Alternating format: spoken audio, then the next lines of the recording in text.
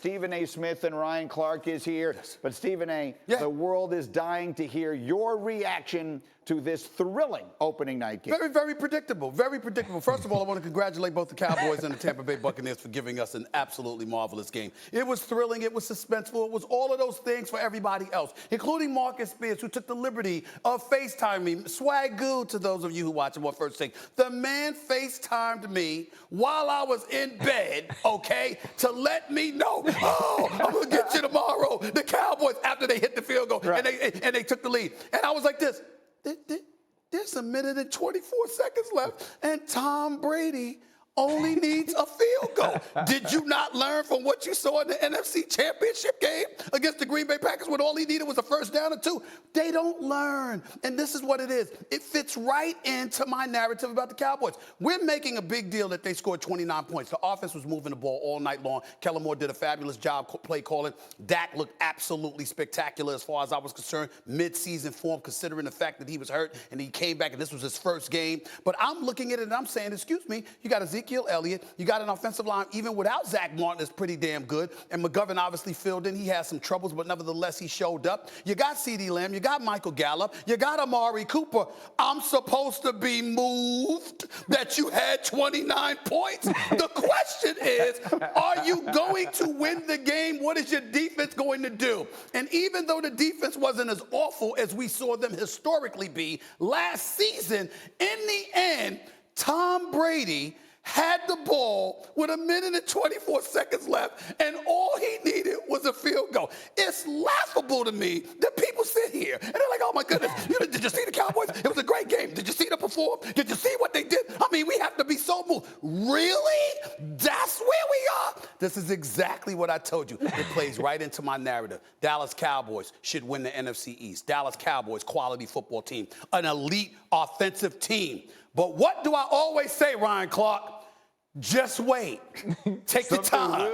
Something will happen. And Zerline misses a 31-yard field goal, a chip shot. Oh, by the way, Dak Prescott took a sack before the half. Okay, oh, by the way, that same Zerline missed an extra point, too. I just watched it. I was like this. Do you not see? This is more of the same. The difference is, instead of ruining your season in September, the Cowboys have given you every indication they'll make things interesting past Christmas. But in the end, wait. Just wait for it. What can go wrong will go wrong. And that's exactly what we saw last night, which is of no surprise to me. Ryan Clark, what'd you think? I don't even know what to say. I mean, he didn't even come in as Texas Steve. This is actually Stephen A., who is this happy about the Cowboys just being the Cowboys. But even though Stephen A. said all of those things, I know that he saw Dak Prescott. I know that he saw what the Cowboys can do offensively. And I do think that they showed us that they're going to win the NFC East, that they have an opportunity to compete. And also, too, when you watch that game last night, it doesn't give me the feeling that the Dallas Cowboys have before. There is no feeling that you want to see this team. There's no feeling that even if this team comes to your stadium during the playoffs, that you won't be scared of what this offense can do. The defense has to get better. The defense has to make stops, and they were historically bad last year, which is why we feel good today. We can't judge this team on week one. We have to watch them go forward. There were some positives, but it was still a loss. And we have to look at it that way. Stephen A., I want to show you something because we have received a tweet from a friend of the show. Sure. He is a regular tweeter of this program, and that is Tad Prescott, Dak's brother. And I have it, here it is.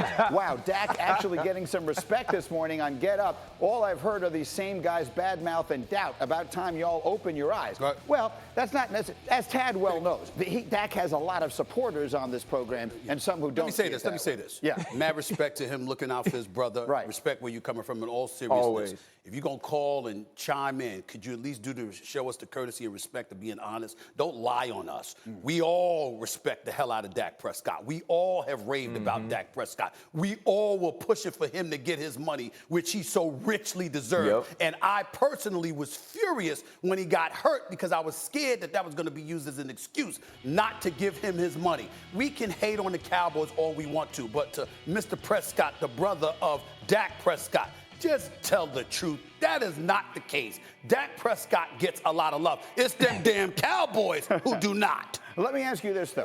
For those, did he elevate last night? Which is to say, I think there were two camps. To Tad's point, there were some who thought Dak was merely a good quarterback and some who thought he was a great quarterback. Okay. Did the good people, the people who thought he was merely good, do you think that should have been elevated by what he gave you last night? It should have been elevated, but let's put everything in the proper context. And let me be very clear and honest. All of these guys here are more qualified than me to answer that question. Rob, Sam, Ryan, even Dan covering the NFL as extraordinarily well as he does. Let's understand something here. Whitehead was hurt. He didn't play, okay? You got the cat, was it Bunting that separated his elbow? Yeah. That separated his Murphy elbow? Bunting. They were decimated in their secondary. That's why Cockrell found himself in that situation with Amari Cooper and Izzo. We understand that they were at a disadvantage secondary-wise. Their front seven is elite. Their secondary not so much. And when you consider the fact that the real strength of the Dallas Cowboys offense, at least at this particular moment in time, is their ability to throw the football because they got three wideouts who can hurt you big time, the reality is that you got to take that into consideration when you're thinking about Dak Prescott throwing the football 58 times. That's what we're looking at as the season progresses and you go against defenses that don't have those problems in their secondary, then come talk to me. Until that time, Dak Prescott is a damn good quarterback tinkering towards greatness, and we didn't have any questions about their offense. It's that damn defense we had questions about. Thanks for watching ESPN on YouTube. For live streaming sports and premium content, subscribe to ESPN+.